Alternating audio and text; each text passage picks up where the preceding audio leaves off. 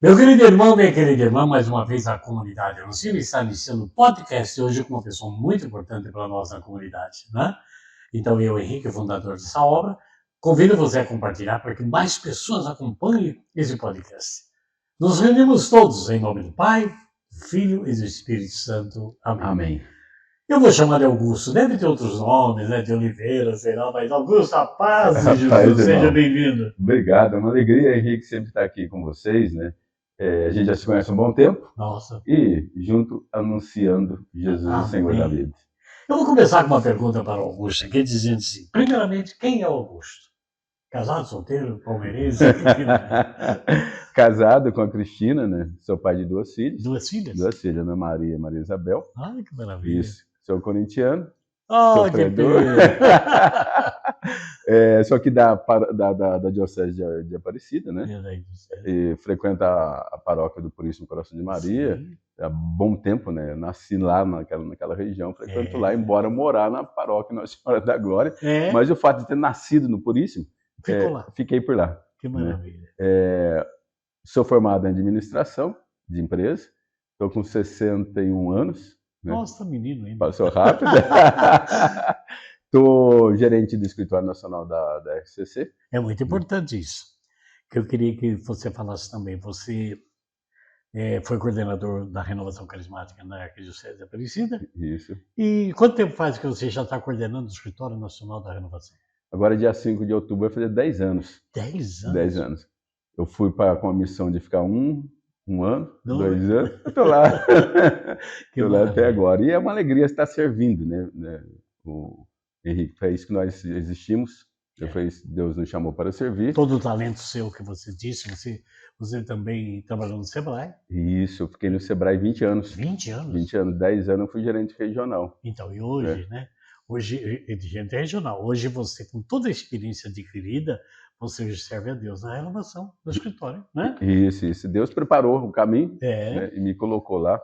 E graças a Deus a gente tem feito, junto com muitos, né, com o Conselho Nacional e com os colaboradores, a gente tem feito um bom trabalho. Né?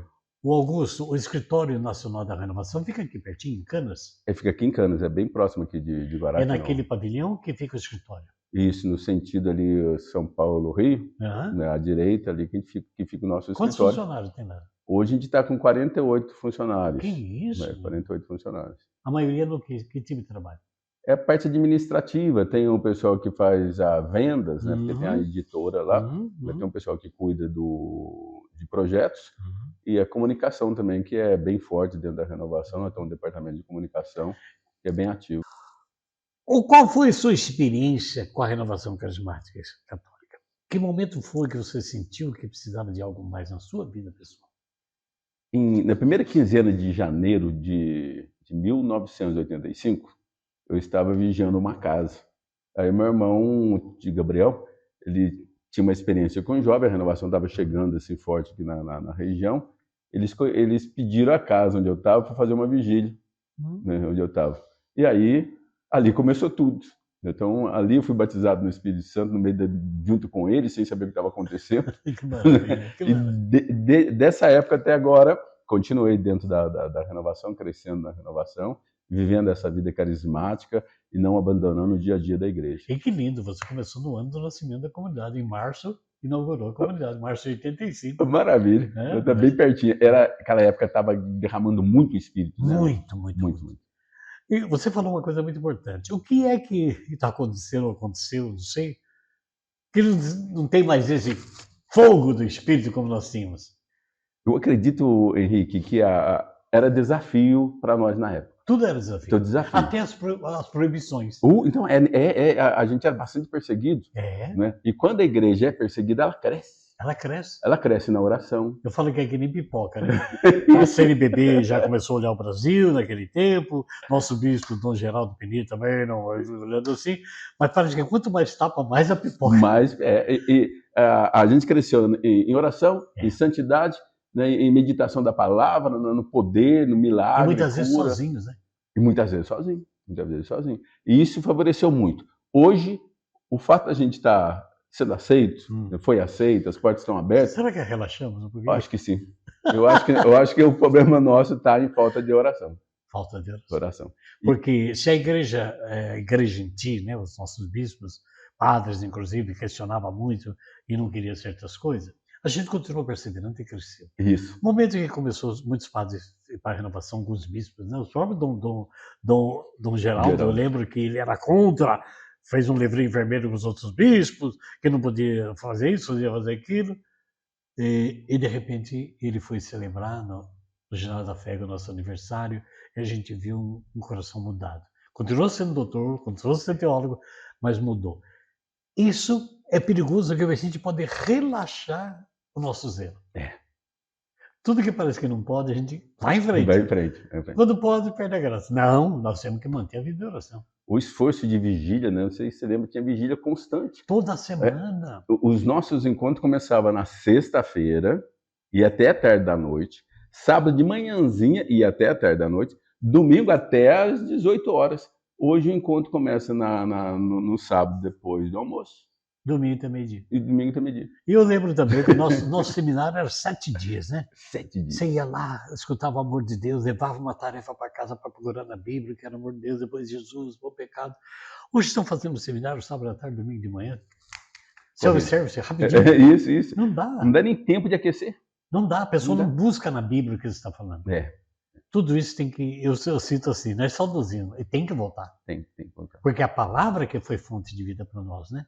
Poxa, pregou lá sobre o amor de Deus, chorei e tudo, agora eu vou ver na palavra durante a semana. Poxa, a vida é isso mesmo, né? Não tem mais isso. A gente não era muito focado em informação. Não era muito focado em informação. É pregação mesmo. É pregação mesmo. Você lembra, a pessoa simples, humilde ali, sem muito conhecimento do português, né? Falava com unção, até o português meio errado, mas atingiu o coração das pessoas. E a gente não sabe nem ler direito, não lia a Bíblia.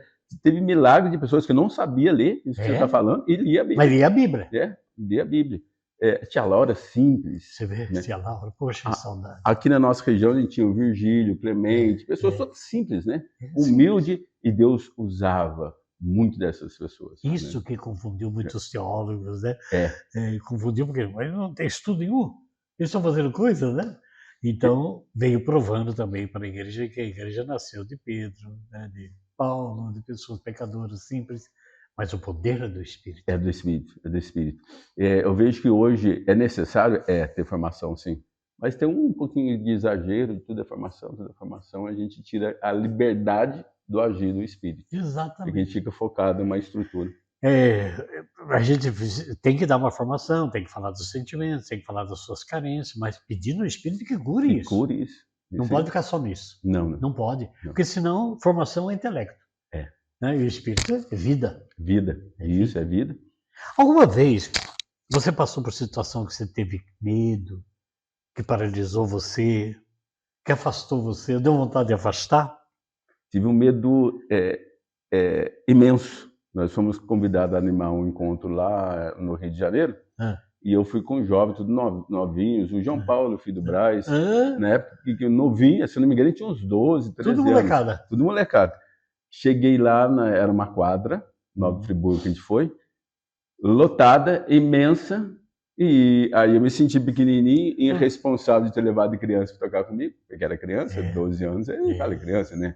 Irresponsável, eu olhei aquela gente chegando. Deu vontade de ir embora, né? Deu vontade de ir embora, deu cólica. Olha. Deu dor de barriga. Você viu até onde foi até o físico? E olha para você ver o sentimento, o medo foi tão grande que eu tive desejo que acontecesse alguma coisa assim com o som e não funcionasse para não ter evento. Olha para você ver o absurdo que chegou. Olha a parte humana nossa. O absurdo que chegou. O medo. E as pessoas chegando, eu encolhendo. De repente veio a graça do Espírito, né? A palavra de Jesus, estou com vocês todos os dias, né? Não temas. Agora é só ele. Aí eu falei assim, vai começar, tem que entrar. Agora não tem jeito de voltar. Superou isso. O medo acabou, né? Aí chega no final do dia, você olha para trás e você, por quê? Por que eu senti aquilo? Por que eu senti aquele medo? Né? Foi um evento excelente, mas esse foi marcante, porque eu convivi com medo, né? Insegurança. Aquela insegurança ali, me sentindo irresponsável, daí ataque do maligno, né? Eu me sentindo irresponsável. Não é nada, você é irresponsável, vai fazer aqui. Olha aí, você traz criança com um negócio desse, aí que você fez, não sei o que, vai estragar o evento deles. Assim, aquela acusação, medo e insegurança.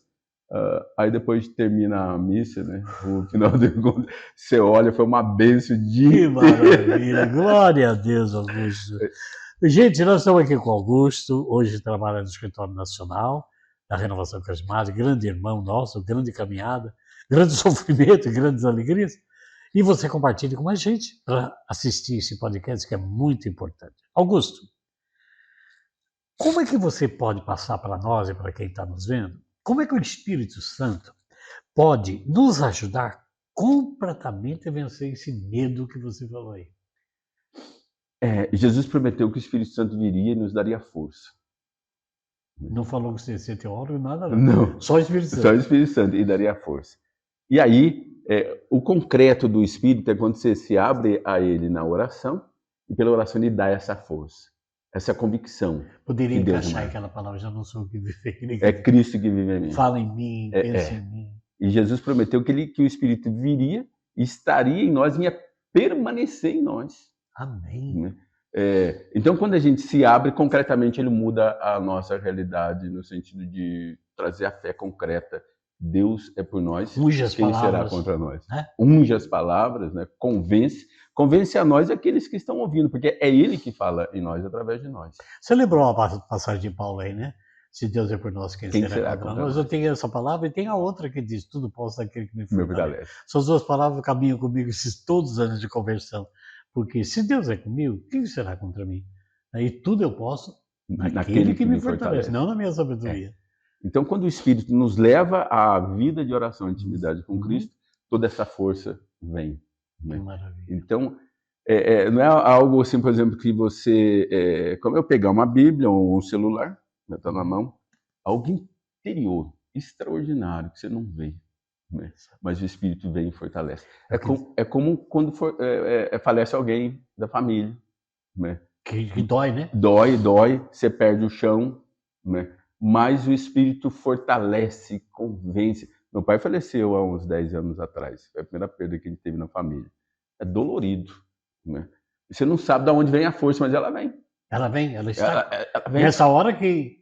ela vem. É sobrenatural. Né? Então, esse concreto do Espírito na nossa vida, todos os dias, nos reanimando, nos fortalecendo para vencer os obstáculos. O próprio Jesus disse, né? No mundo tereis aflições. Coragem. Eu venci o mundo. Essa coragem vem pelo poder do Espírito. É isso que você precisa fazer, talvez aí. Talvez desanimado, né? Talvez aí não vendo nada acontecer novo. Fortalece no Espírito, seus olhos vão se abrir, né? Bom, se abre. A palavra torna-se viva pelo poder do Espírito. Né? Pedi, recebereis. Batei a porta, abrir-se-vos-á. O Espírito torna isso concreto, verdadeiro. Você tem essa convicção e acontece. E a graça se manifesta. Muito bem, muito bem. Quais atitudes, Augusto, práticas que alguém que está nos vendo e nós mesmos podemos ter no dia a dia para abrir esse espaço do Espírito? Porque a gente já levanta, já tem problema com o marido, com a esposa, com o filho, com o trabalho. Né? Qual é a atitude prática que logo pela manhã eu já diga, bom dia, Espírito Santo, né? E comece uma vida que vai enfrentar problemas, mas tudo posso. Né? Sim, você já deu a dica. Bom dia, Espírito Santo. O que vamos fazer juntos? É orar. Né? É orar. A oração do Santo Terço fortalece.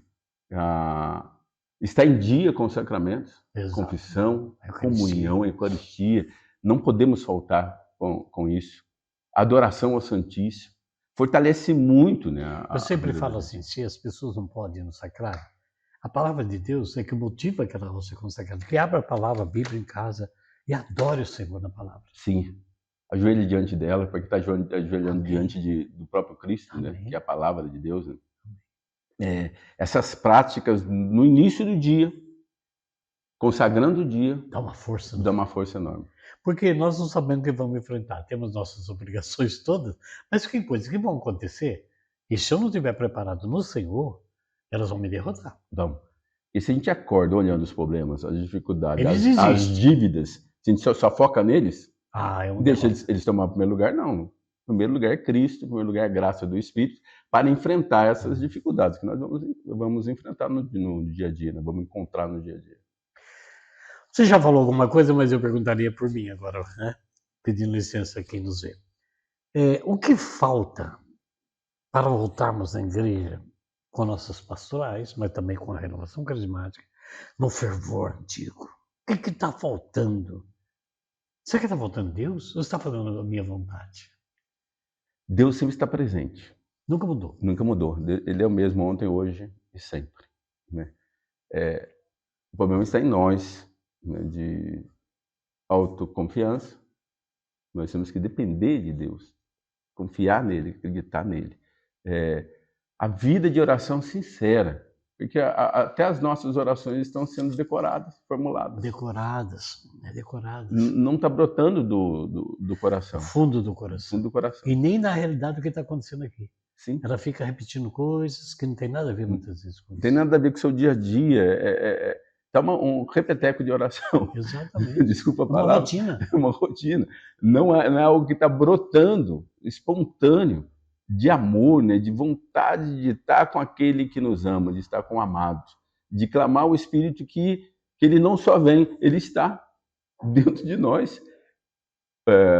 Irmão, eu penso comigo, se a gente viver a realidade de que o Pai, o Filho e o Espírito Santo estão em nós somos templo de Deus, ele habita em nós. Se a gente deixar essa força, essa graça se manifestar, conduzir, e aí aquela palavra que você disse, não sou eu quem vive, é Cristo que vive em mim, se deixarmos o Senhor tomar posse da nossa vida e conduzir a nossa história, é só vitória. É só vitória. No meio da tribulação, só vitória. Não esquecendo o seguinte, Deus nos dá a vitória que vamos se alegrar quando vamos descansar à noite. Isso não quer dizer que eu não tenha tido aflição. Sim. A coragem que Jesus falou, como você citou aí, né? No mundo vocês vão ter muita aflição, banco processando, um monte de coisa acontecendo. Mas coragem. Coragem. Quer dizer, não perca a fé. Mantenha o seu nível espiritual. É isso? Isso, mantenha a convicção, mantenha a certeza que estou com vocês todos os dias. Né? É isso que Deus quer de mim, que é de você, de todos nós, Henrique. Deus quer essa fé concreta, essa confiança nele, que ele é por nós, quem será contra nós? Que ele está conosco todos os dias até o fim dos tempos. Você falou algo muito importante quando falou, cadê nossas vigílias? Nem que seja meia dúzia de pessoas, cadê nossas vigílias? Né? Eu até perguntaria, cadê os encontros de congressos, assim, que não precisava ter muita parafernália financeira e grandes nomes de pregação? Cadê esses momentos? Cadê? Hoje a gente se preocupa com a estrutura do evento, né? Com a estrutura, cadeiras, som, imagem. Né? Você sabe que tem padres que são amigos de seus, como são amigos desde antes de ser padre, que são famosos por cantar, e milhares de pessoas acompanhando dentro e fora do país. Que maravilha. Mas eu fico pensando assim, a gente não precisava de estrelas, né? Não. Não precisava de popstar, a gente precisava de fé. A gente não se importava. Eu lembro que eu fui no Zé Pretinho em Viguete e não tinha, era o Zé Pretinho que pregava, a senhora dele e outra pessoa falava lá e acontecia milagres. Não tinha outdoor de cura e libertação, ela acontecia. Não. Né? Ela acontecia. A graça vinha e vinha em abundância. Você veja hoje, é muito perigoso, até a igreja falou sobre isso, alguns padres falam. Toda missa é cura e libertação, claro. E teve que criar missa de cura e libertação, as pessoas vão. Vamos à missa? É diferente. Tem que ter algo que atrai ela para aquilo. Infelizmente, algumas campanhas, né? Campanha para isso, campanha para aquilo, para as pessoas poderem frequentar. Então, a gente até entende isso, mas não pode ficar nisso. Não, as pessoas não têm pode, que ir por causa de Jesus. Nós tivemos vigília do dia 21 para o dia 22, lá na sede da Renovação. Foi uma vigília dos jovens do estado de São Paulo. Tinha uns 750, 800 jovens fazendo a vigília. Um grande milagre aconteceu lá.